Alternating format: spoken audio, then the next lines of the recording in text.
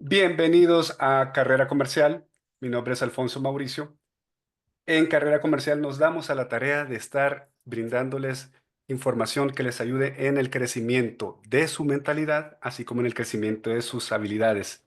El día de ahora tengo a un invitado que tengo mucho rato de conocerlos. Curiosamente, hasta hace unos días fue nuestra primera charla en vivo.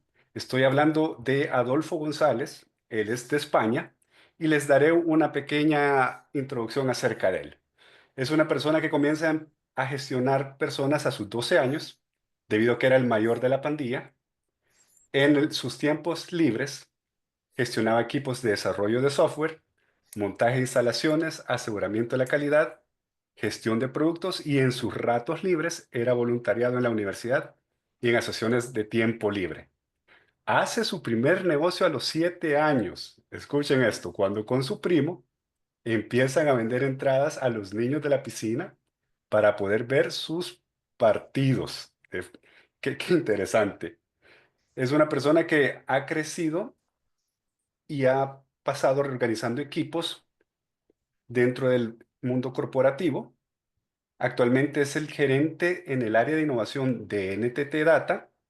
Se encarga de recopilar oportunidades de las nuevas tecnologías y la investigación que éstas generan y las convierten en productos que pueden impactar en interno o al cliente externo. En sus tiempos libres, escribe y comparte en LinkedIn. Por si no lo han visto, es la persona que se encarga de darle unos dibujos muy curiosos en sus publicaciones.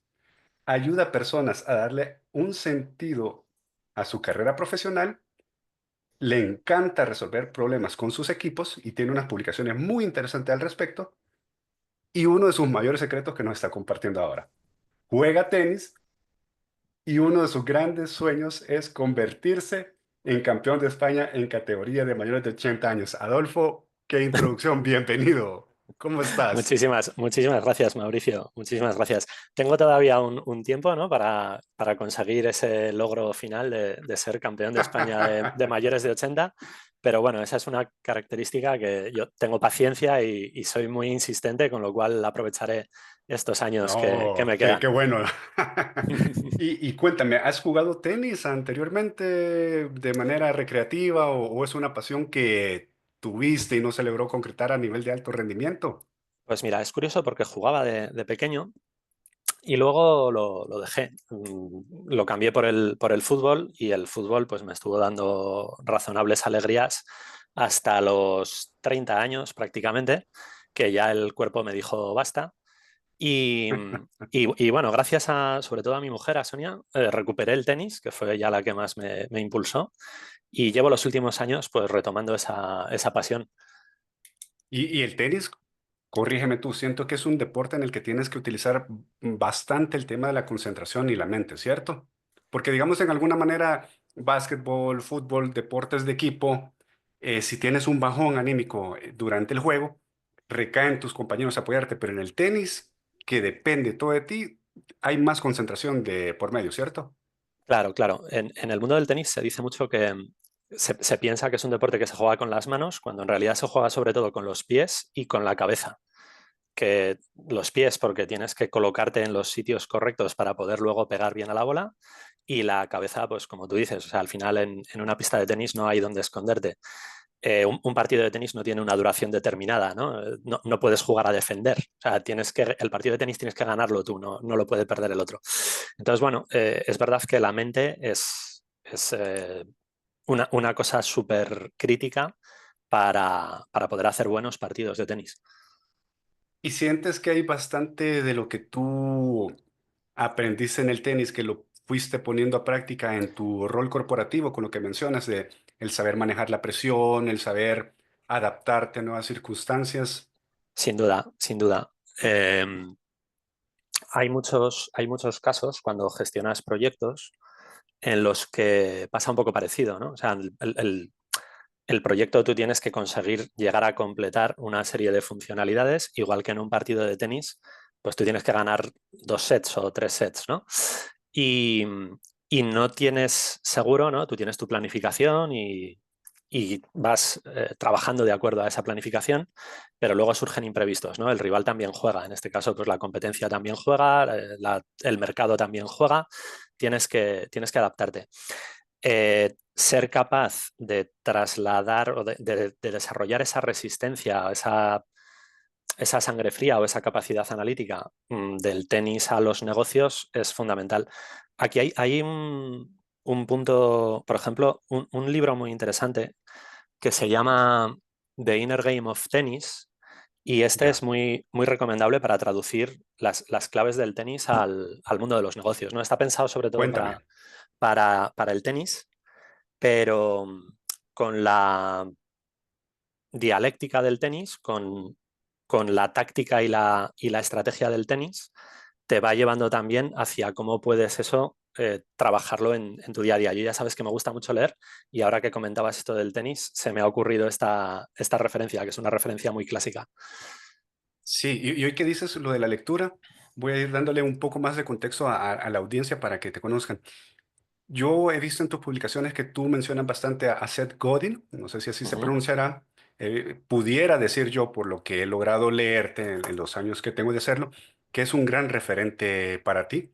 He leído también acerca de los cambios de cultura que también mencionas, has tocado temas de Toyota y demás, y ahí es donde me gustaría ir conociendo un poco más cómo es que todo este tema de innovaciones, metodologías, ¿qué te hizo llegar a enfocarte en ellas y cómo las aplicas en tu rol corporativo diariamente? Buena pregunta, hay mucha chicha ahí.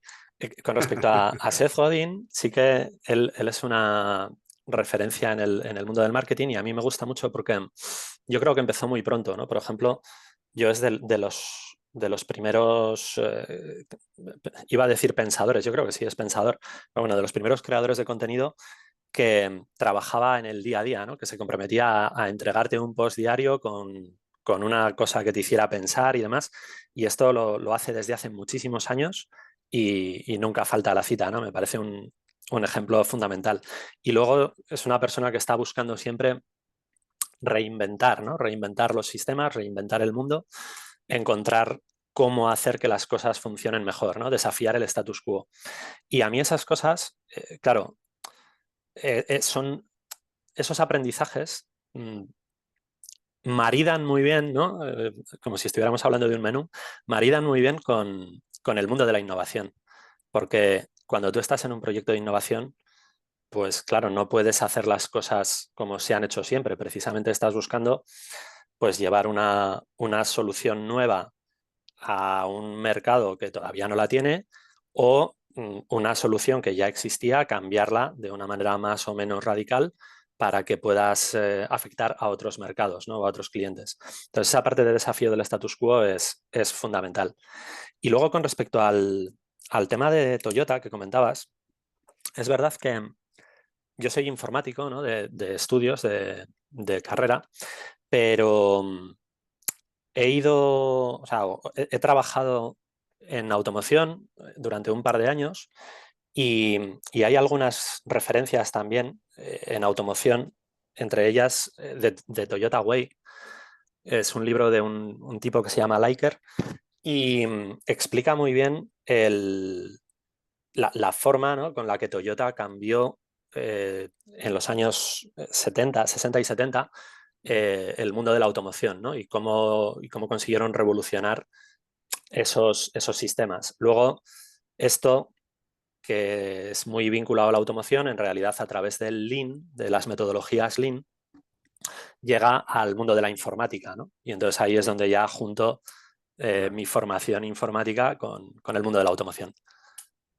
Es muy interesante hoy cuando te escucho acerca de desafiar el status quo, el hacer la innovación, el no quedarte estancado, que creo que sucede muchas veces en las empresas, que pensamos que lo que funcionó, vámonos lejos, primero 5, 3, 2 años, un año, incluso 6 meses, está funcionando y vamos viendo que hoy hay todo un tema de innovación que te van pidiendo que vayamos realizando. Y ahí es donde considero importante ver cómo te vas adaptando, Adolfo. ¿Qué haces cuando querés transformar esa mentalidad que muchas veces viene desde arriba? que ves con renuencia el querer adaptarte? ¿Cómo haces para ir bajando en cascada ese tipo de pensamiento innovativo y hacerle ver a la empresa que necesitas adaptarte o vas a morir viendo cómo tu competencia te gana? Pues es muy buena pregunta y no es fácil de responder. De hecho, bueno, muchas empresas, precisamente sus ciclos de vida acaban porque no son capaces de responder a esta pregunta, ¿no? Eh, Hablamos de Blockbuster, por ejemplo, ¿no? Contra Claro, Netflix. O sea, tienes una capacidad o tienes ya un mercado y unos contenidos y tal, y sin embargo, el que te roba la tostada, el que te adelanta por la derecha es Netflix, y tú cuando te quieres dar cuenta ya estás fuera de juego, ¿no? Por ejemplo, aquí en España yo me lo pregunto siempre con correos, ¿no? Que era un monopolio de la entrega y del reparto, y dices, joder, pues tienes una posición de salida muy buena para convertirte en el repartidor de referencia, y sin embargo viene Amazon, ¿no? Y lo mismo, ¿no? Te adelanta por la derecha. Yo creo que una capacidad muy importante que tenemos que desarrollar como gestores es la capacidad de discutir con nuestros jefes, ¿no? Y por un lado, tener esa capacidad es muy importante, ¿no? A mí me parece un superpoder saber cómo, por un lado, saber cómo decir que no. O sea, no es la claro. solución correcta, voy a plantearte otra solución que es mejor. Y por otro lado, la capacidad de vender, ¿no? Porque claro, yo te digo que en eso que tú estás diciendo igual no es lo adecuado, igual hay que cambiar, pero tengo que ser capaz de venderte también el cómo, o sea, el por qué y el cómo hay que cambiar la forma de hacer las cosas. Para mí, combinar esas dos cosas, la capacidad de decir que no y la capacidad de vender lo que sí que tiene que hacerse, es lo que es clave para que esa mentalidad de innovación pueda tener posibilidades de éxito. Ya te me adelantaste a uno de los apuntes que yo tenía. Para contextualizarles, estamos en el 2025, habrá sido ya por el 2024. Adolfo siempre se encarga de brindar publicaciones que desafían, como él lo decía hace un instante, el status quo, dar esa parte disruptiva. Y hubo una publicación que yo se la estuve agradeciendo, y tú sabes a cuál me voy a referir, con respecto acerca de lo que estás mencionando, cómo decir que no. Vamos a poner el ejemplo y ya entramos a detalle. Muchas veces esa publicación era algo por el estilo. Adolfo decía que cuándo decir que no y cómo decir que no asertivamente al jefe. Yo trabajo en el mundo corporativo, Adolfo, tú lo sabes, y se ve esa presión. De repente viene alguien un viernes a las 5 de la tarde, te pide algo urgente y es que esto tiene que salir ahora porque si no, y te plantean que el apocalipsis se viene encima. Pero muchas veces nos damos cuenta que eso que te hacen ver urgente de repente no es en realidad así. ¿Por qué? De repente estuvo el CEO, vamos a decir, en una presentación, dijo, me gustaría tener ese dato. Creo que algo así decía tu publicación. Y alguien en la junta dice, yo se lo tengo. Entonces, como él se compromete, comienza a hacer el efecto cascada. Se lo pide a su director, el director al gerente, el gerente al analista y el último en la cadena de mando es el que siente la presión. Si algo aprendí yo de esa publicación fue a desafiar de forma asertiva a la gente, porque muchos tienen temor a desafiar, y ya te voy a dar la palabra. Dicen, no, no, no, no lo puedo hacer, o qué pasa que no. Hay jefes que cuando he hecho eso en los diferentes roles, si lo haces de forma inteligente, te compran el mensaje. Entonces, ¿cómo sucedió esa publicación y ese mensaje? Me gustaría profundizarlo más porque creo que eso es un dolor en el corporativo. Te afecta, número uno, la productividad. Dos, puede generar burnout por estar enfocándote en cosas que no son importantes. Y tres, afecta el rendimiento del equipo. Contame, Adolfo. Bueno, ¿cuánto tiempo tenemos, Mauricio? Se, se Sí, puede sí, hablar mucho, se puede hablar mucho de esto. Voy al sí. jamón, ¿vale? Voy al jamón. Decías una cosa muy importante, ¿no? Ese, ese desafío, ¿no? Que dices cada vez es más, o sea, es necesario, y yo te digo, cada vez es más necesario, y en los próximos años va a ser imprescindible, ¿no? Porque si lo único que tú puedes hacer es decirle que sí al jefe, las máquinas son mucho más obedientes y mucho más fiables, y encima pueden trabajar 24/7, Y bueno, ya lo sabemos ahora con todos los temas de inteligencia artificial y demás, que las máquinas están poniéndose muy serias, ¿no? Entonces, si tú solo puedes decirle que sí al jefe, tu trabajo está en grave peligro de ser automatizado, con lo cual, de momento es una capacidad, no es un poder, pero es que en unos años va a ser una obligación o una necesidad.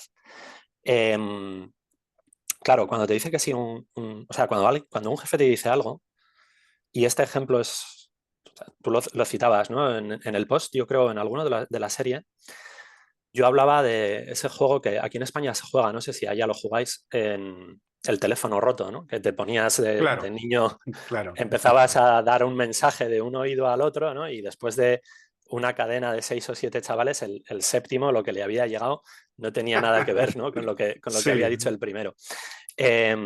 Claro, esto yo creo que pasa, ¿no? Porque muchas veces nos han entrenado, ¿no? Para querer agradar. En el colegio, desde el colegio ya, pues querer agradar al profesor. Entonces, cuando el jefe dice algo, nuestro primer impulso es decir, efectivamente, yo se lo traigo, ¿no? Em, claro, tenemos que ser capaces, cuando nos llega ese mensaje, tenemos que ser capaces de plantear dos cosas, ¿no? Y dices, vale, esto es urgente, es imprescindible, y dices, y si no sale, o sea, si esto no conseguimos hacerlo, ¿cuál es el resultado? ¿El resultado es que cierra la empresa? ¿El resultado es que hay una debacle a nivel mundial? ¿O el resultado es que, bueno, pues que hay un proyecto que tendrá que parar una hora o igual ni siquiera eso? Bueno, pues hacer esa pregunta, ¿no? Y si no sale qué, es muy poderosa. Y luego hay otra segunda pregunta, que es, bueno, ¿y esto con respecto a otras 5 o 6 cosas que tenemos ahora entre manos?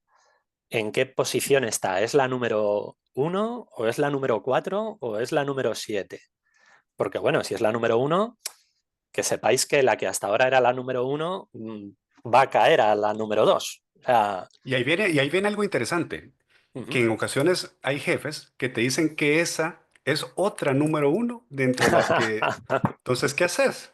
Al final Correcto. volvemos a lo mismo, no todo es crítico. Y Sí. ese ejemplo me gusta porque yo con eso que mencionas veo que hay mucha presión de los jefes con esa información. Y hay veces solo es Ujú. para ver un informe, ver el número y ok, no Claro, hubo una negociación, no hay un cierre de un claro, contrato millonario, sino que solo es poder mitigar la ansiedad de quien estaba solicitando esa información.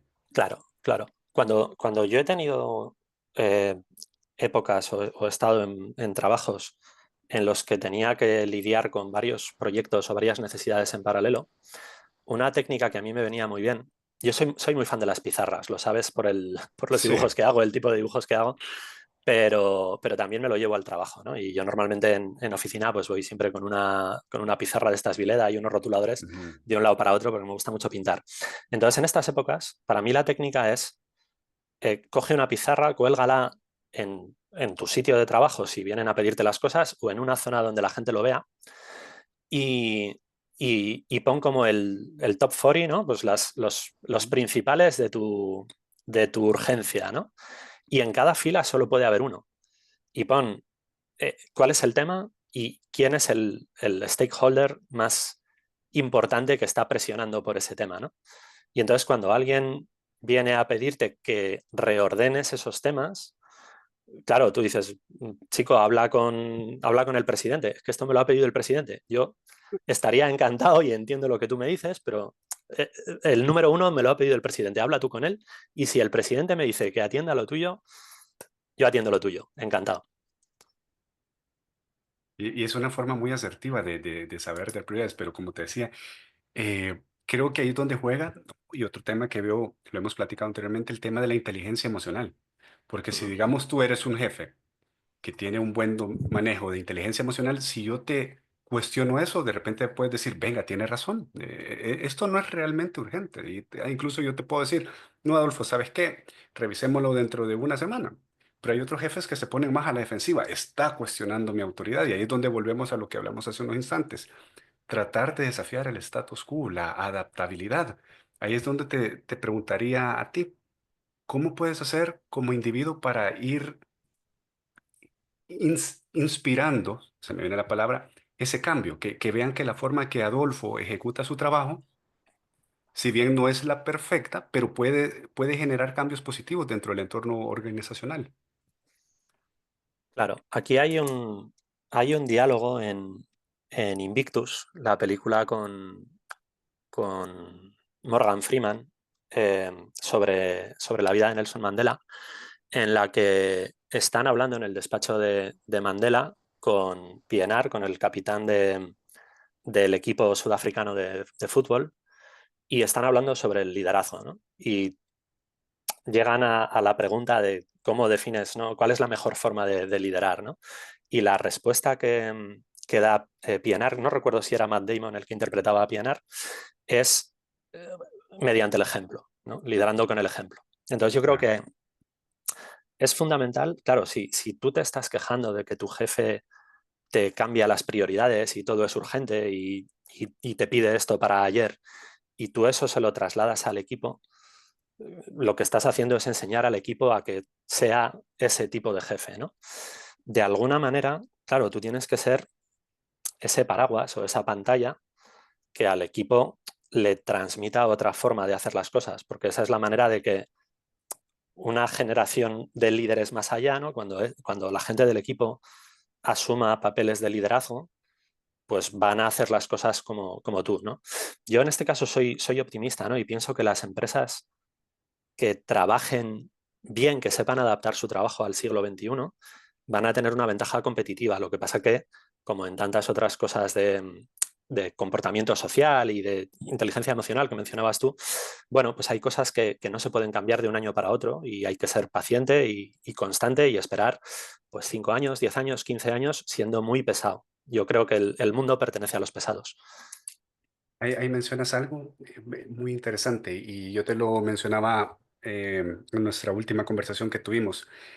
Las personas que te tocan en tu vida corporativa pueden ser dos. Una, la que te presionó, el que te generaba el micromanagement, o Uh -huh. dos, aquel que fue como un mentor para ti, el que te exigía, pero también te enseñaba cómo hacerlo. A Uh mí me -huh. gusta mucho lo que tú haces las diferencias, Adolfo, porque veo que vos manejas bastante bien, tanto en, número uno, en teoría, como en dos, la práctica. Y aquí va mi pregunta. Jefe versus líder. ¿Qué me puedes decir al Ah, respecto? Las diferencias. Y au. sí, yo sé, yo sé que es un tema que te apasiona, Uh -huh. pero te das cuenta que muchas veces llevémoslo al deporte, otro ámbito que nos gusta. Uh El -huh. verdadero entrenador es aquel que te dice, venga, agarre la pelota, hágalo acá, hágalo allá, versus aquel que solo te diga, haga 10 vueltas, esto y lo otro. Uh -huh. ¿Cómo lograr hacer que alguien que es jefe se transforme en un líder? Uh Ya lo -huh. hemos hablado. Muchas veces por fortuna o por situaciones del destino, llegaste a una posición de jefatura, pero no tenés las habilidades desarrolladas para ser un líder. Uh ¿Cómo -huh. podemos ir trabajando eso? Qué importante la diferencia. Voy directo al jamón también otra vez. Veamos. A veces tendemos a pensar, o jefe, ser jefe está cogiendo una connotación negativa, ¿no? Yo creo que no es así. O sea, en realidad hay jefes buenos y hay jefes malos. Igual que hay Totalmente. líderes, igual que hay líderes buenos y líderes malos, ¿no? Pero no necesitas un jefe y un líder para la misma cosa.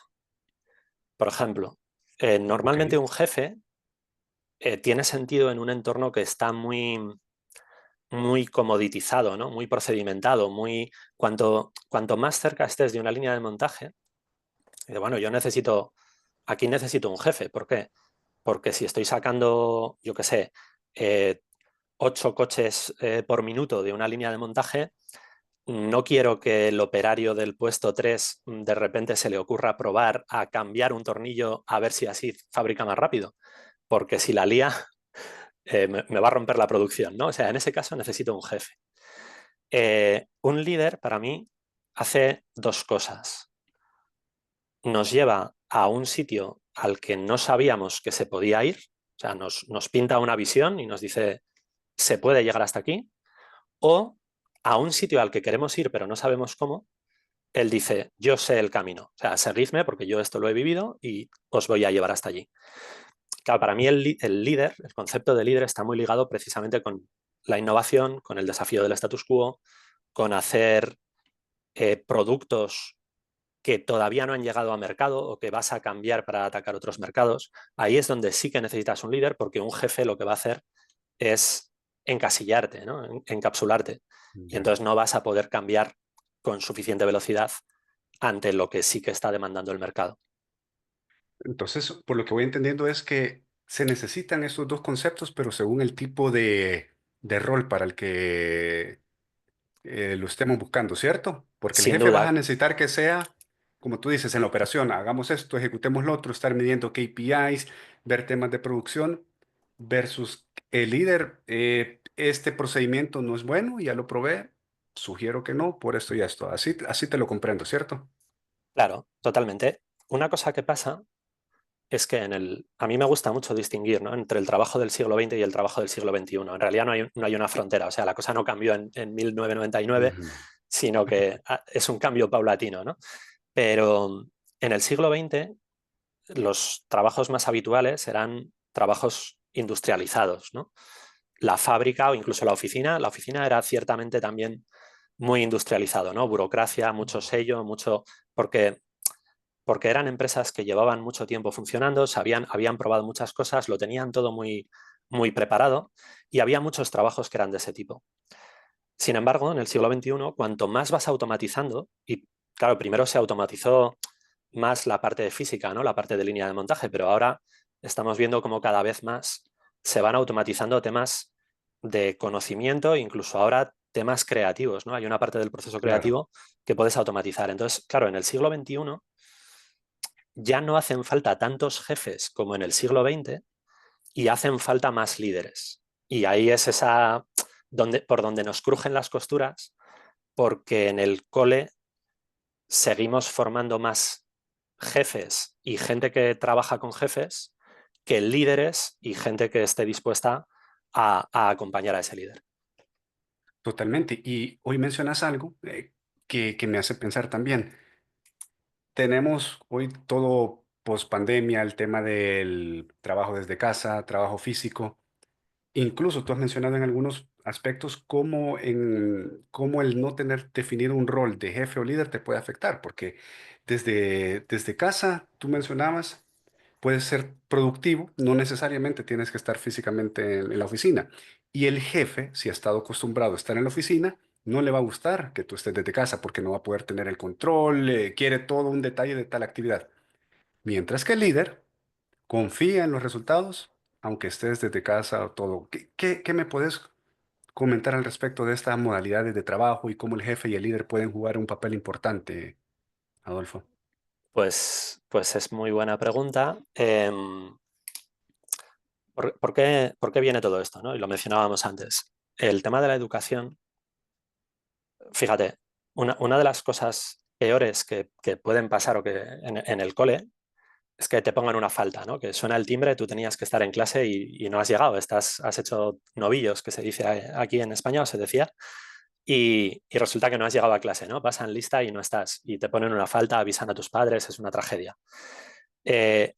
¿A qué te están entrenando, no? Pues te están entrenando a que a la oficina hay que llegar a tiempo y hay que estar en la silla, que te vea el profe o que te vea el jefe, y si el jefe no te ve una debacle, ¿no? Es una crisis.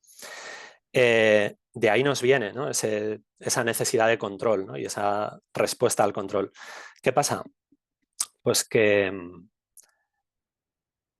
tenemos un ordenador en el bolsillo, cosa que antes no teníamos, ¿no? Y tenemos comunicaciones baratas o gratuitas, cosa que antes no teníamos. En los años 80, ostras, tenías que enviar un fax, o sea, que era caro y además era Sí, muy incómodo, ¿no? Hoja a hoja, como si estuvieras haciendo fotocopias. Claro, ahora todo eso lo resuelves con el ordenador que llevas en el bolsillo.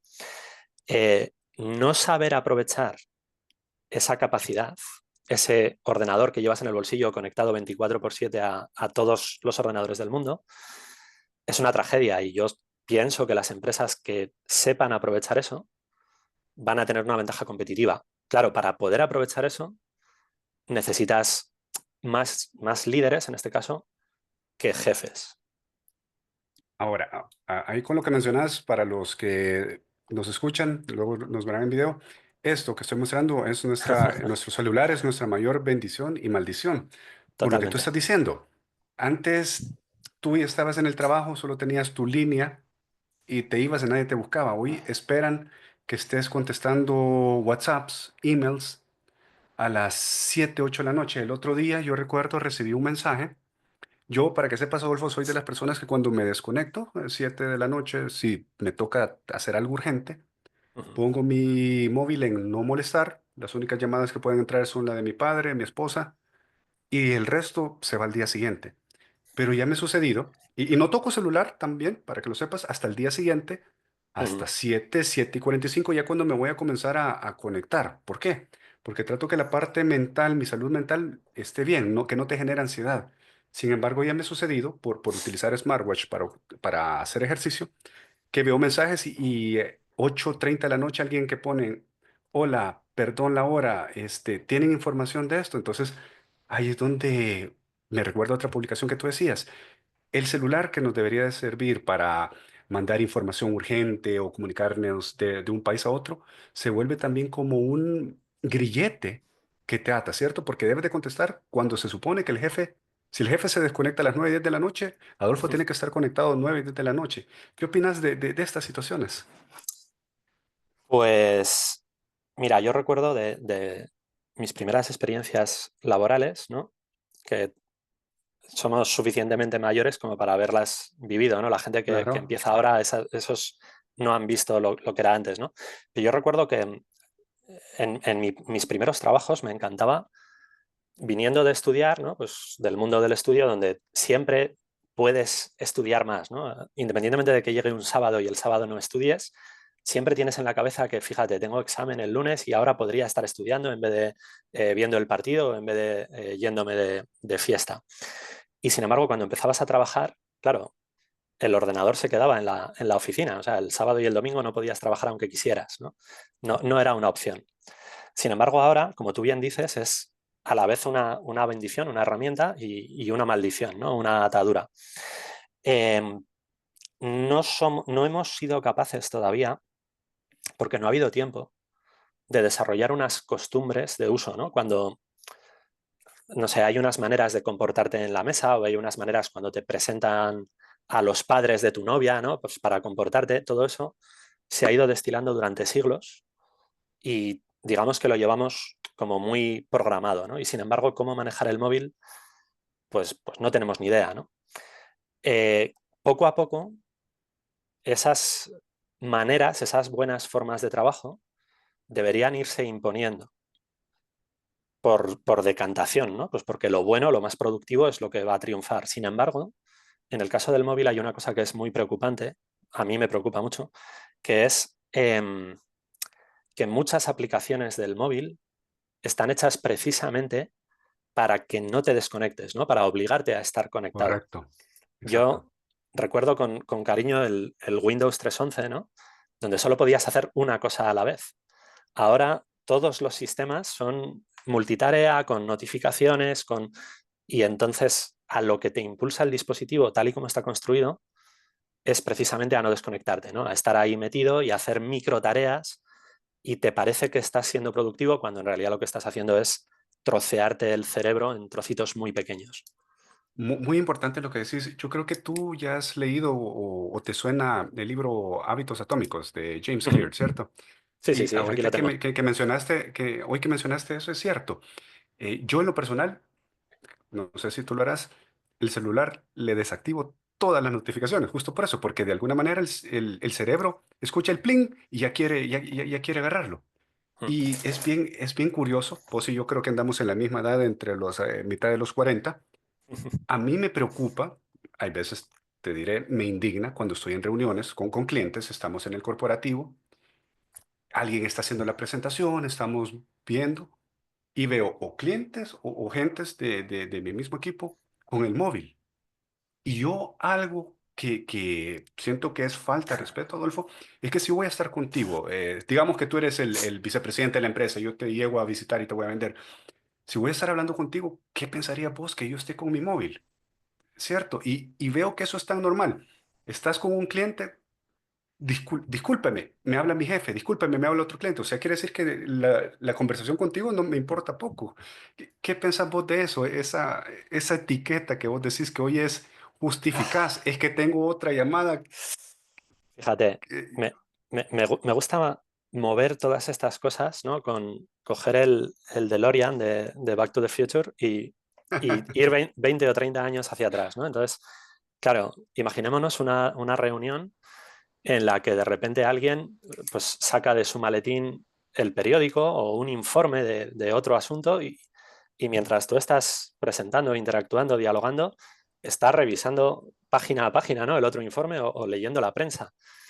Y dices, es imposible, o sea, no podría pasar. Como tú dices, eso ahora sí que está pasando, porque vamos a las reuniones con el portátil o tenemos el móvil y nos dejamos interrumpir, ¿no? Bueno, yo este año uno de mis objetivos precisamente es reducir el consumo de celular y estoy en ello. Es una de las cosas que creo que cuesta mucho precisamente porque los productores muchos productores de software para celulares precisamente los fabrican para captar la atención, ¿no? Es una parte integrante del modelo de negocio. Y, y eso nos va a costar. Silenciemos notificaciones, reduzcamos el compromiso, ¿no? O sea, no necesitas contestar al instante a eso que te ha llegado, porque claro, hemos pasado lo mismo, ¿no? O sea, me voy a los 90, hemos pasado de yo mandaba una carta a El Salvador y no sé, pues tú me contestabas pasados 15 días. Ese era el ritmo de trabajo, ¿no? Ahora, claro, te mando un email y tú me contestas pasados 15 minutos. 15 minutos ya es una barbaridad. No puede ser. O sea, tenemos que bajar ese nivel de compromiso y tenemos que encontrar el punto en el que podemos reservarnos a nosotros mismos bloques de trabajo sin interrupciones. Totalmente. Y es que acabas de mencionar algo. Vámonos hace 15, 10 años atrás, siguiendo tu ejemplo. Nosotros que venimos del corporativo, sabemos que hace 15, 10 años todo era por correo. Si te daban una laptop, eras un corporativo importante en tu empresa. ¿Ok? Pero ahora también esa ansiedad te va en el WhatsApp. Yo no sé, para ponerte en contexto, a mí me toca trabajar con clientes. Entonces, hoy el WhatsApp se convierte en nuevo email, porque te Ujú. mandan una solicitud y lo que tú decís, esperan que sea de inmediata. Ahí es donde siento que perdemos la productividad, Adolfo, porque te cae un WhatsApp y el correo y de repente se te van a responder. Algo que veo funciona a muchos y es algo que yo trato de implementarlo es darte un tiempo para contestar. Ok, digamos, voy a responder mis correos electrónicos de 9 a 10 en la mañana y en la tarde otro bloque. Igual con los WhatsApps. ¿Qué procuro hacer por el mismo tema de la ansiedad? Pongo un WhatsApp. Oye, Mauricio, necesito que me brindes una cotización del equipo ABC. Recibido, Adolfo, voy a trabajar tu solicitud y te respondo. Por lo menos ya bajo la ansiedad de respuesta. Pero esto mismo del WhatsApp hace que la gente quiera la información ya. Te mandé un correo y luego te mandé el WhatsApp. ¿Me lo ayudas? No sé si vos te has fijado en esa situación también. Totalmente. Y fíjate que WhatsApp implementa los checks azules, ¿no? De verificación de lectura y eso precisamente o sea, al emisor le da una información, ¿no? Que es, Mauricio ya leyó el WhatsApp, o sea, sé que lo ha leído. Si ahora no me contesta es porque no soy importante para él, ¿no? Entonces, eso es una presión muy grande de cara Sí. al lector y por eso te decía, ¿no? Que los sistemas están construidos muchos sistemas están construidos para captar nuestra atención, ¿no? Yo recuerdo la consola Wii de Nintendo, esta que fue un poco la primera que era un juego más social, más para todas las edades, ¿no? Y más físico, con aquellos mandos que podías interactuar de pie, ¿no? No se jugaba sentado. Y esta consola tenía implementado un sistema en el que creo que era más o menos cada 30 minutos te recomendaba parar de jugar, abrir las ventanas, salir a dar una vuelta. ¡Wow! Imaginemos que nuestro software de oficina estuviera diseñado para eso, ¿no? Y te dijera, efectivamente, oye, ya llevas una hora contestando mensajes, deja de contestar mensajes y ponte a trabajar. de alguna manera ese sistema te quitaría esa responsabilidad o esa sensación de culpa, ¿no? Porque te recordaría que tu trabajo no es solo estar atendiendo el último WhatsApp, sino que también tienes que sacar tiempo el día de hoy para aquello que no es de esa inmediatez, sino que es lo que vas a tener que entregar mañana, la semana que viene o tal vez dentro de un año, pero que también necesitas dedicarle tiempo. Totalmente. Eso que mencionas es importante, esos momentos como de balance, pero también dentro del corporativo muchas veces esos tiempos libres es bien irónico porque te lo recomiendan, pero tener tiempo libre no es sinónimo del éxito. ¿Me explico? Muy, muy, Se ve muy débil. muy Sí, cierto, ¿no? Parece como que yo, esto es una cosa cuando la gente empieza a coger cada vez más tareas de gestión, ¿no? Hay, quiero decir, cuando eres técnico, sobre todo en el campo del desarrollo de software, ¿no? Que es un poco la experiencia fundamental que yo tengo. Cuando eres técnico, siempre está muy claro, ¿no? Que las tareas que tienes que hacer, ¿no? Hay como un sistema, estos Jiras y Redmines y demás, en los que tú vas cogiendo el siguiente ticket, ¿no? El siguiente encargo. Claro, cuando empiezas a gestionar, hay primero una sensación de como horror vacui, ¿no? De santo cielo, ahora ¿a qué me pongo, no? ¿Cuál es mi responsabilidad? ¿Qué es lo que atiendo, no?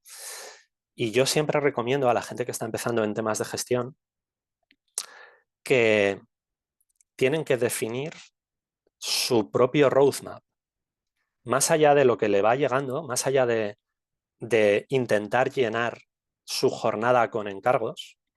Claro, tú tienes que saber a dónde quieres ir, ¿no? A dónde quieres llevar al equipo o a dónde quieres llevar al producto.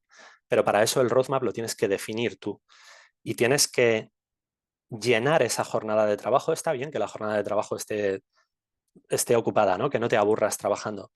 Pero tú tienes que ser capaz, tienes que tener suficiente palanca como para un porcentaje de esa jornada que seas tú quien lo llena, que no te lo llenen otros.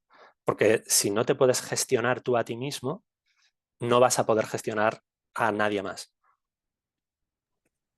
me hace pensar ahorita algo que ambos somos amantes de la lectura, pero no sé si tú alguna vez has leído, es uno de mis autores favoritos, Ryan Holiday, habla acerca, hay un libro que se llama La disciplina es el destino. No sé si lo has escuchado, creo que has visto en No mis lo, publicaciones, pero no lo has leído. Me lo Ok, estoy apuntando ahora mismo. Creo que tengo ya bajada la muestra para echarle un ojo, porque efectivamente creo que lo leí hace relativamente poco. Y, sí. y vamos, me lo apunto ahora mismo. Es que menciona algo que tú decís. ¿Qué es lo que sucede?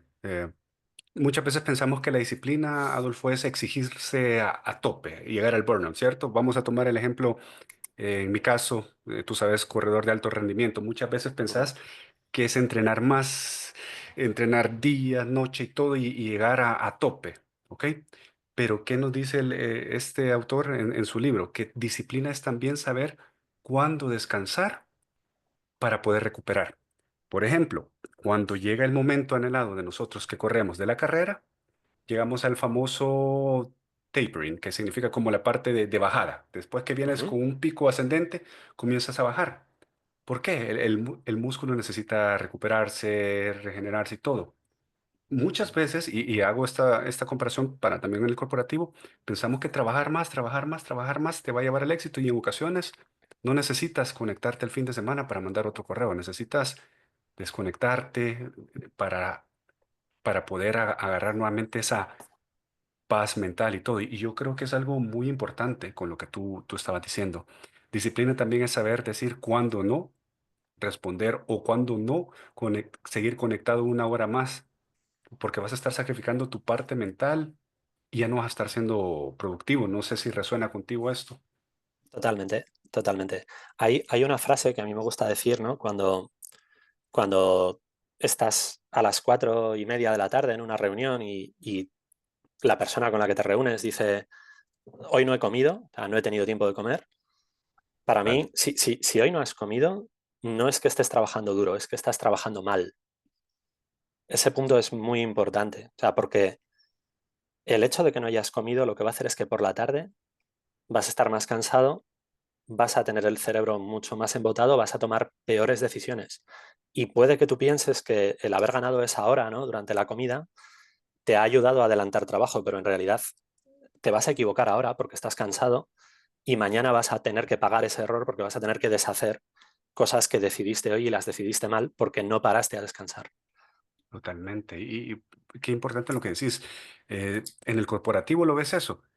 Ayer me desconecté a las 10 de la noche, hoy me levanté y me conecté a las 4 de la mañana y todos esperan que, wow, te aplaudo y todo. Y al final es, cuando veo ese tipo de líderes o jefes, Adolfo, concuerdo contigo. Es como este hombre o esta mujer se está quemando y en algún momento va a tronar, como decimos acá. O Mm, curiosamente, yo he visto casos, recuerdo, tuve una jefa que era workaholic, ujú. 7/24, respondía y todo.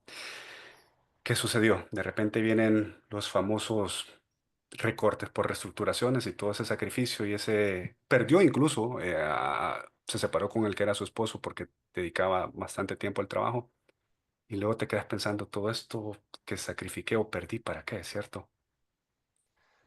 Nos engañan Nos engañan en los medios de comunicación, en las películas, en las series, ¿no? Enseñándonos esas reuniones a las 11 de la noche, ¿no? Donde parece que es donde el trabajo pasa de verdad, ¿no? Donde llega el protagonista y ha comprado no sé qué acciones por sorpresa y entonces de repente ya está todo resuelto. Eh, no tiene que ser así, ¿no? No debería ser así. Y yo creo que conforme el trabajo sigue cambiando hacia lo que es el siglo XXI, cada vez va a ser menos así. Totalmente. Aquí viene a tocar un punto que puede ser de mucho favor para nosotros, la inteligencia artificial. Igual, satanizada por muchos, aplaudida por otros. ¿Cómo nos puede ayudar o cómo sentís vos que nos está ayudando la inteligencia artificial justo para lo que decimos? Para esos roles donde necesitas que sea más transaccional, reducir tiempos de respuesta, digamos, con los chatbots, etcétera, pero siempre necesitas que esté el humano programando y todo. ¿Cómo ves vos este tema? Pues es una muy buena pregunta. En mi trabajo diario dentro de la parte corporativa, pues ahora me está tocando, claro, fundamentalmente por la parte de innovación, el estar metido en estos temas de inteligencia artificial, ¿no? Hacia dónde estamos, ¿no? Y hacia dónde vamos. Eh, yo creo, por un lado, y esto es controvertido todavía, yo creo que estamos en el punto en el que tiene que haber una crisis de la IA en el mismo, no en el mismo exactamente, porque no es la raíz no es igual, pero en un caso parecido al que pasó en su momento con Internet, ¿no? Internet en los 90, mm, todo el mundo le veía un montón de potencial y era como, bueno, todos tenemos que tener página web, ¿no? Floristería Mirinda tiene que construirse una página web inmediatamente o está fuera del negocio. No era verdad, ¿no? Luego llegó la crisis de las .com, ¿no? Y se redefinió mucho Internet con la web 2.0. A partir de ahí sí que empezó a impactar. Pero primero tuvimos que pasar como por esa limpia, ¿no? Después de la alta expectativa inicial, pues el periodo de crisis y a partir de ese periodo de crisis ya estaba un poco más claro el camino. Creo que con la inteligencia artificial va a ser parecido. Estamos todavía en ese punto inicial, explorando muchísimas posibilidades, viendo muchísimo potencial, pero tiene que haber una primera limpia para que de verdad veamos cómo hay que usarlo. Y también creo que, esto creo que era una frase de Bill Gates, pero no estoy muy seguro, decía como que tendemos a sobrevalorar lo que puede hacerse en 2 años e infravalorar lo que se hace en 10. Como que pensamos que los cambios van a ser muy rápidos y en realidad los cambios son más bien continuos. Creo que con la inteligencia artificial, pues de aquí al 2030, 2032 vamos a ver muchísimos cambios, pero que en realidad van a ser cambios paulatinos. No va a ser una grandísima revolución, sino que va a ser un proceso de optimización muy frecuente y muy continua. Estoy de acuerdo contigo porque creo que va llevando un cambio paulatino. Recuerdo que hace 2 años, creo que habrá sido que en el 2023. donde comenzaban a hacerse esos primeros pininos de inteligencia artificial y llevamos apenas 2 años y cómo ha cambiado. A mí me gusta jugar con la inteligencia artificial, Adolfo, porque creo que si la utilizas de manera inteligente te ayuda a optimizar el tiempo. Por ejemplo, el otro día yo realicé una encuesta y lo que quería era que me diera detalles de perfiles. Posiblemente si Ujú. yo hubiera ido manualmente, esos 60 o 70 nombres que tuve que haber ingresado me hubiera echado 2 horas, mientras que le pasé la información y me dio un análisis ya con perfil por perfil. Entonces, en casos como el que te menciono, se me hace que es genial porque te permite utilizarla, pero la veo que es como que tú tuvieras un carro de Fórmula 1 que si tú no lo sabes usar bien, puedes tener una belleza, una bestia contigo, pero no le vas a sacar el provecho, ¿no crees? Me gusta el concepto, ¿no? del coche muy veloz que tienes que saber conducir. Yo en realidad suelo aplicar otra metáfora, que es que para mí la inteligencia artificial es ese becario, ese student que recién llegó a trabajar a la empresa y es muy listo, está muy bien preparado y está muy dispuesto, ¿no? No le dice que no a nada, siempre tira para adelante a lo que tú le pidas, pero claro, todavía no tiene ese control o esa inteligencia de negocio o esa capacidad para atar todos los puntos y necesita que tú, que eres el senior, el experimentado, necesita que tú se la des, ¿no?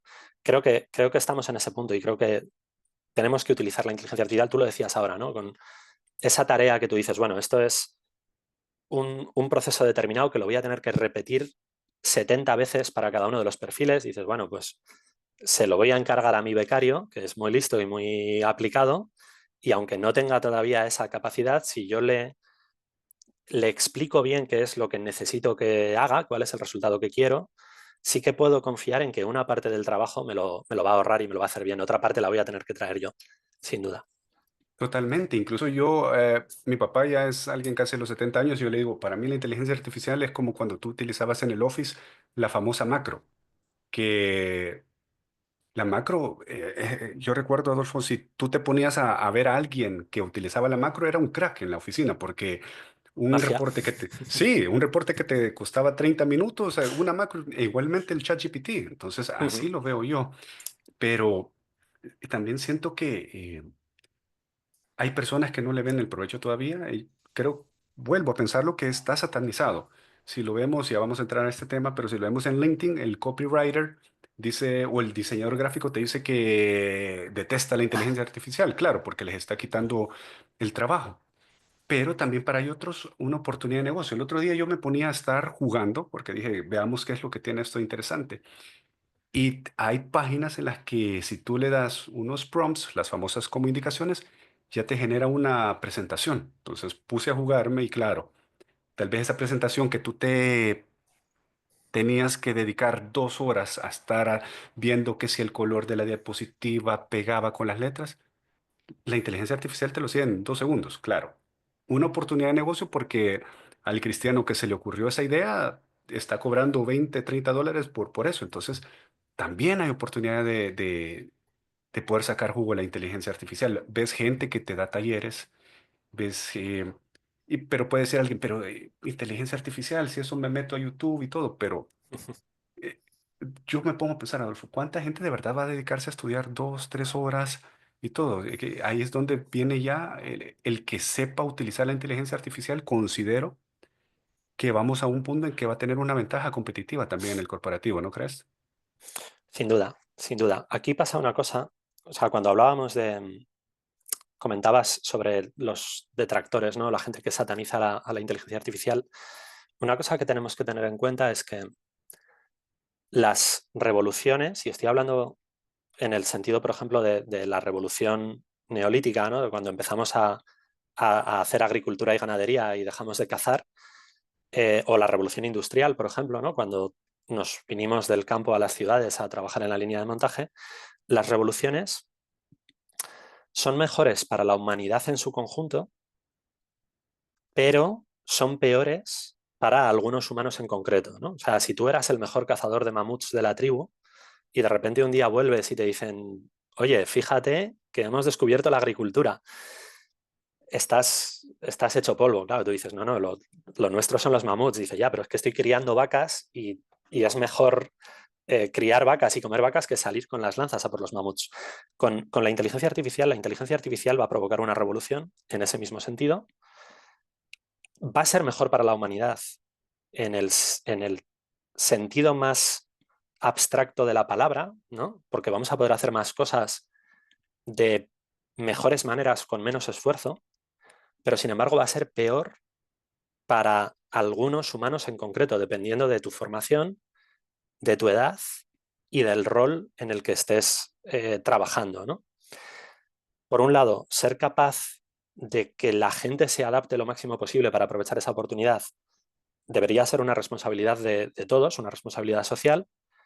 Por otro lado, ser conscientes de que va a haber gente que no se va a poder adaptar y esa gente lo va a pasar muy mal y tener un plan, ¿no? Para esa gente que por edad, por formación, por rol, pues no va a entrar dentro de esos favorecidos, ¿no? Por la inteligencia artificial. Y es que mencionas algo tan importante. Hoy la inteligencia artificial te está sirviendo como, incluso para los productos, te dan un valor agregado. Por ejemplo, hay una aplicación para corredores que se llama Strava, que es donde tú subís tus entrenamientos.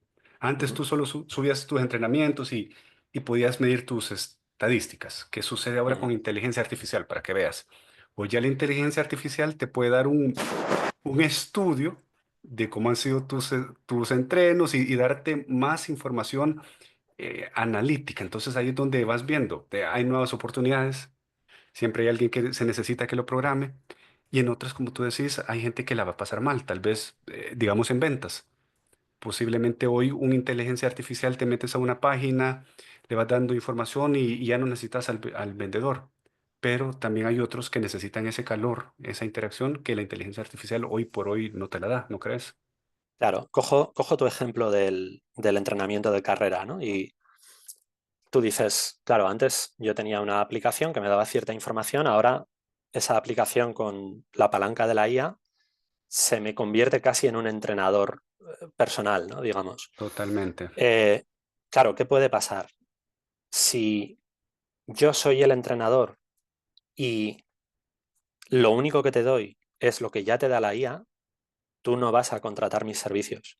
Pero yo como entrenador, lo que debería estar haciendo ahora es pensar, igual que el corredor va a usar la IA con esta aplicación para tener esta información adicional, ¿cómo puedo yo como entrenador y apalancándome, impulsándome en la IA, cómo puedo aumentar mi oferta de valor precisamente para que si antes estaba dando 10, ahora pueda dar 50 gracias a que estoy usando la IA, ¿no? El corredor ya tiene esos 10 en la aplicación, ya no me va a necesitar contratar, salvo que yo sea capaz de darle 50.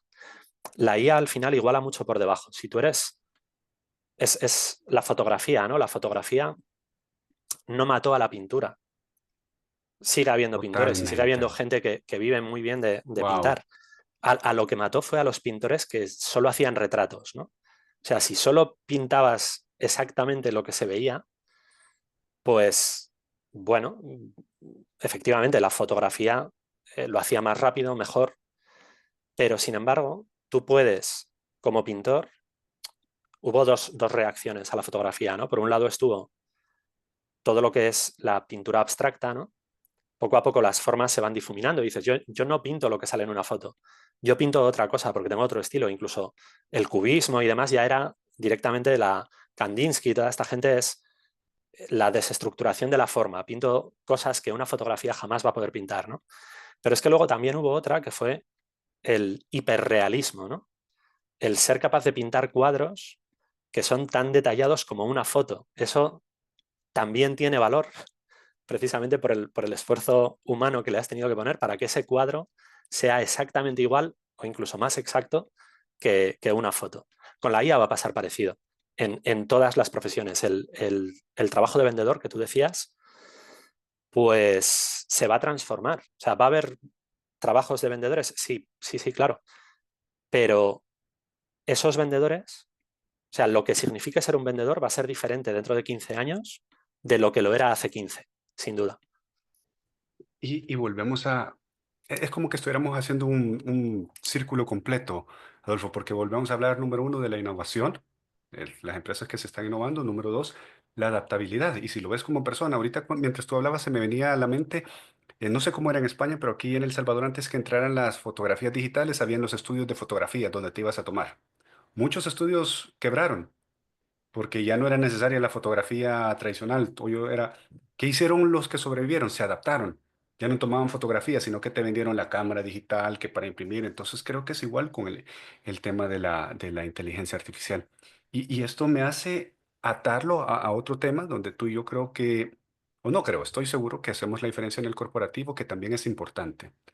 LinkedIn, muchos lo ven todavía como el famoso currículum virtual, pero ¿qué te hizo llegar a LinkedIn a vos? ¿Cómo lo ves como fortaleza o debilidad en el corporativo? Porque hay gente que dice, Es que vos escribís en LinkedIn, vos sos un influencer", te dicen, vos sos un... Y no, contame, ¿cuál es la fortaleza o la Ah, ayuda que puede servir en el corporativo? Porque también, para terminar de ampliar un poco, hay gente que te dice que en LinkedIn, si vos no facturas $1 millón, no estás en la ola, ¿cierto? Entonces, ¿cuál es el balance o tu apreciación de la verdadera función de LinkedIn para los que estamos en el corporativo o los que desean qué, emprender? qué bueno, qué bueno. Es algo sobre lo que se podría estar hablando mucho tiempo, ¿no? Al final, em,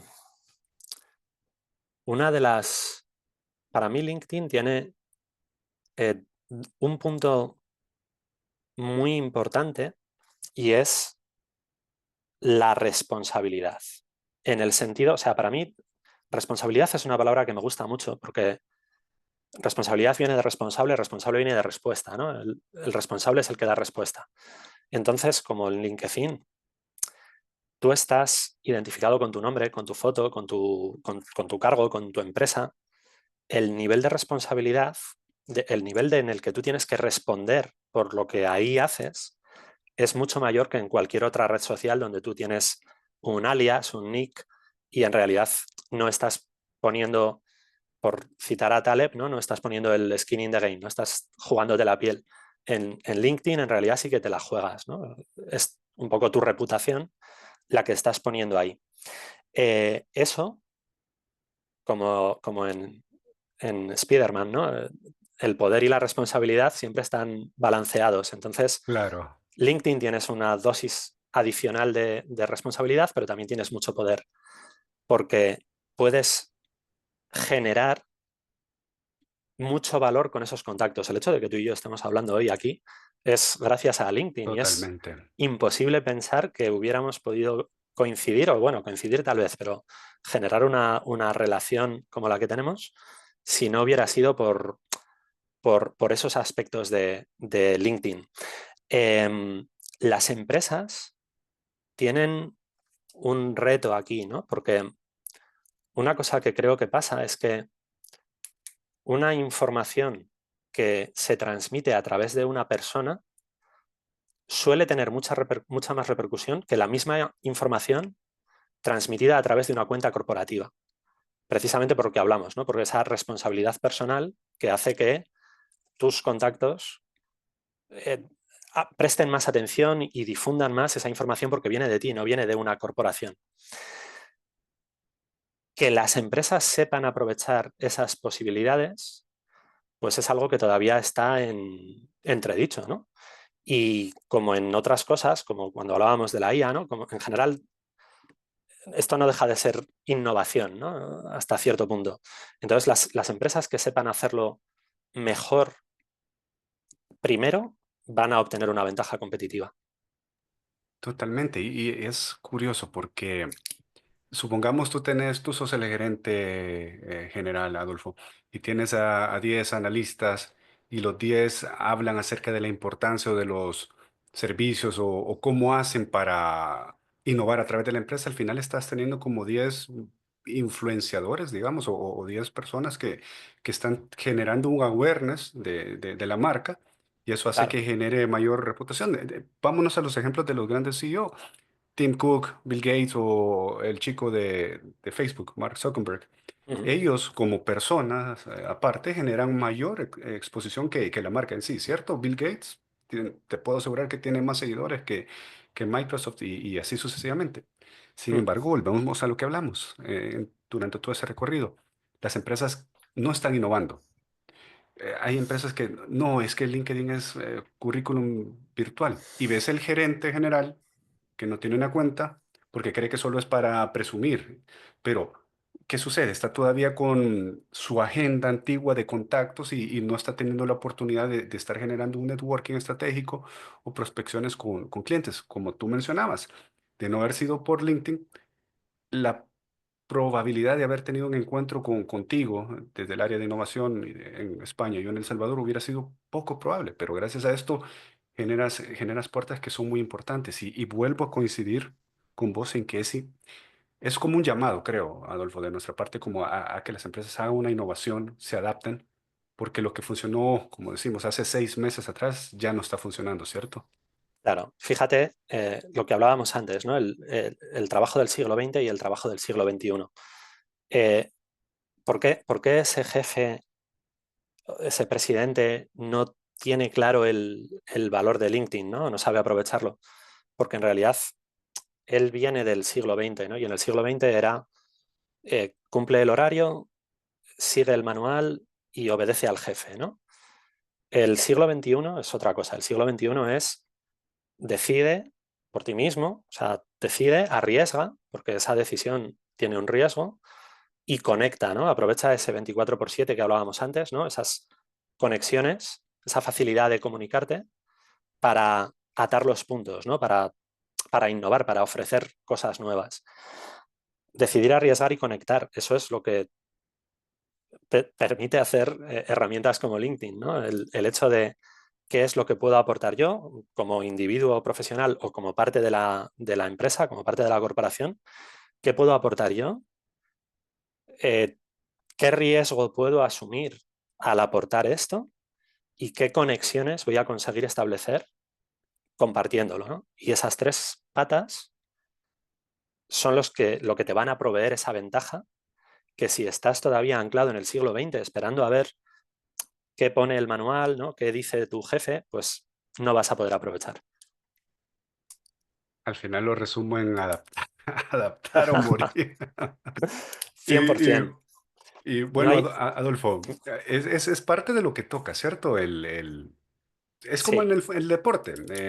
Cuando un equipo de repente ya no está rindiendo, ya todos vámonos en el fútbol, le estudiaron su estilo de juego, ¿qué les toca hacer si quieren seguir triunfando?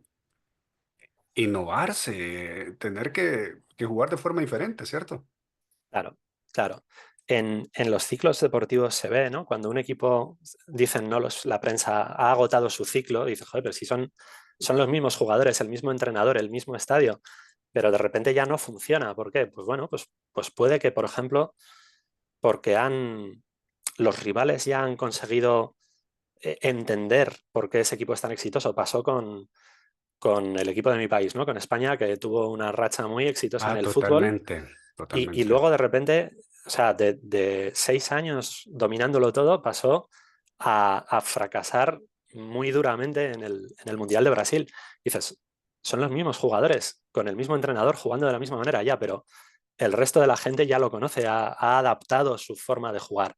Eh, toca adaptarse, tú lo decías, ¿no? Toca adaptarse y toca convertirse. Y yo, una cosa que daba una charla hace unos meses a un grupo de estudiantes en la Olimpiada de Informática de aquí en Zaragoza, y una de las cosas que les decía es no hay puertos seguros. Esto de que Wow, estudia tal carrera o estudia tal otra carrera y tendrás un totalmente. trabajo para toda la vida y no sé qué, no es verdad porque no sabemos cómo va a ser el mercado laboral dentro de 15 años, menos dentro de 25, o no tenemos ni idea. Entonces, una persona de 18 años, el mercado laboral que se va a encontrar cuando tenga 30 o cuando tenga 40 es totalmente incierto. No podemos prever ahora, no podemos buscar esos puertos seguros porque no los hay. Totalmente contigo. Y hoy que estás mencionando eso del qué ¿Qué proyectos tienes aparte de tu mundo corporativo? ¿Qué te gusta hacer o en qué estás trabajando? Pues bueno, lo mencionabas antes, ¿no? Estoy muy activo precisamente en LinkedIn con la parte de comentar ideas de este tipo y el tema de los dibujetes, ¿no? De ahí, pues saqué un libro recopilatorio hace unos meses. Ahora estoy trabajando en la versión electrónica, que espero que salga en los próximos días, aunque aún no tengo la fecha exacta. Y bueno, por otro lado, pues me encanta también el poder estar trabajando en dar ayuda o soporte a gente que está empezando ahora en la parte de gestión y bueno, pues tiene dudas que yo tuve hace 10 años o hace 15 años cuando empezaba también más profesionalmente en esto. Y bueno, les puedo aportar mi experiencia y mi dirección y eso me encanta también. Y no sé si siempre lo tenés porque no he revisado últimamente mi correo, pero estabas con un newsletter también. Oh, sí, sí. Tiempo de exposición, efectivamente. Una cosa que descubrí con LinkedIn es que em, hay cosas que en un artículo de LinkedIn a mí no me encajan, pues igual por el formato o por el tono o por la duración que puede tener un post en LinkedIn o por cómo encajas las imágenes y el texto y que sin embargo en una newsletter me siento muy cómodo trabajándolas, ¿no? Entonces, en noviembre empecé con tiempodesposición.com a compartir una vez por semana con el mismo enfoque, ¿no? Combinando el texto con los dibujos, eh, un poco más entrando en profundidad estos temas, ¿no? Gestión de carrera profesional, gestión de tu jefe, ¿no? Se puede gestionar al jefe y, y gestión de equipos, esas tres patas sobre todo.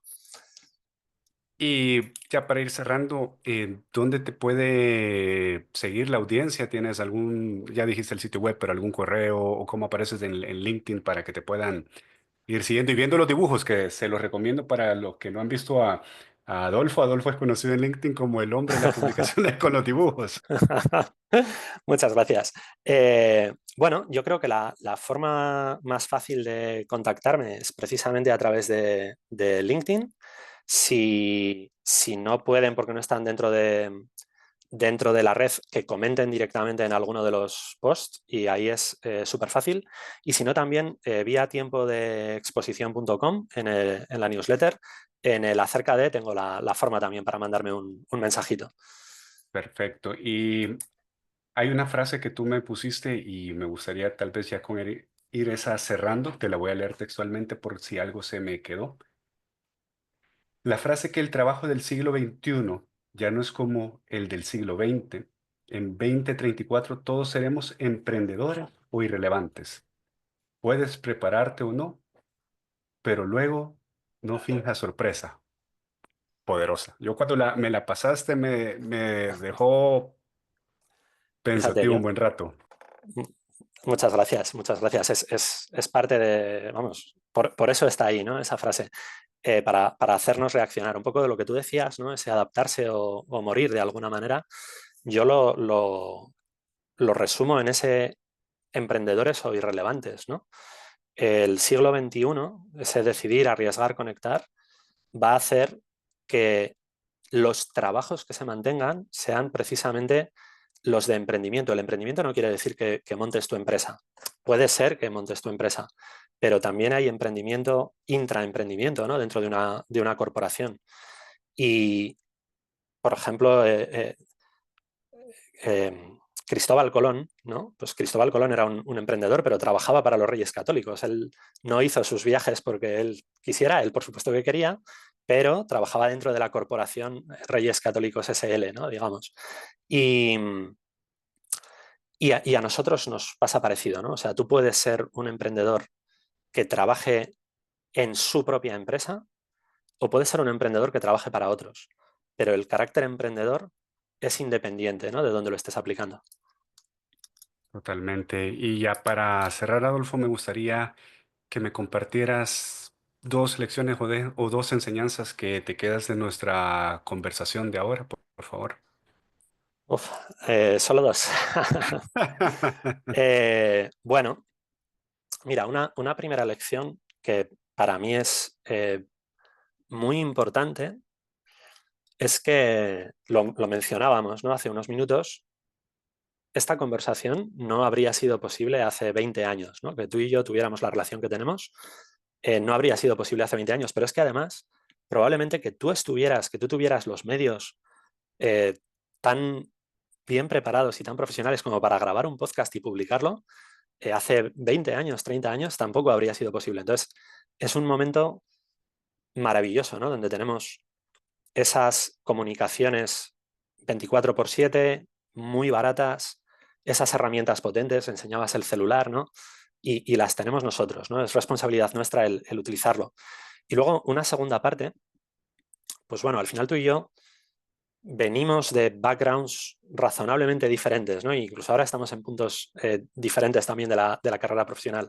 Y sin embargo, creo que hay muchos puntos críticos, ¿no? En el sentido de puntos de cambio que tanto tú como yo los tenemos identificados muy parecidos, ¿no? Entonces eso a mí me refuerza, ¿no? Algo está pasando, algo está cambiando, tenemos que adaptarnos, ¿no? O sea, emprendedores sois relevantes, tenemos que trabajar para eso. Totalmente, Adolfo. Yo no he sentido el tiempo. Dentro de los apuntes que tenía se me quedan varios puntos pendientes. Te voy a dejar desde ya lanzada la invitación para hacer una segunda charla porque hay mucho que se Encantado. puede aprender de ti. Así que aprecio mucho el que hayas aceptado la invitación. Tú sabes que la admiración y el respeto que tengo por tu trabajo, así como el aprecio es grande, siempre tendrás acá las puertas abiertas. Así que gracias por el espacio, de verdad. Gracias a ti por la invitación, el sentimiento es mutuo y vamos, a mí también se me ha pasado el tiempo volando, encantado de echarnos otro café cuando tú quieras y bueno, enhorabuena por todo lo que estás haciendo y mucho éxito también con esta parte, ¿no? Del podcast de carrera comercial.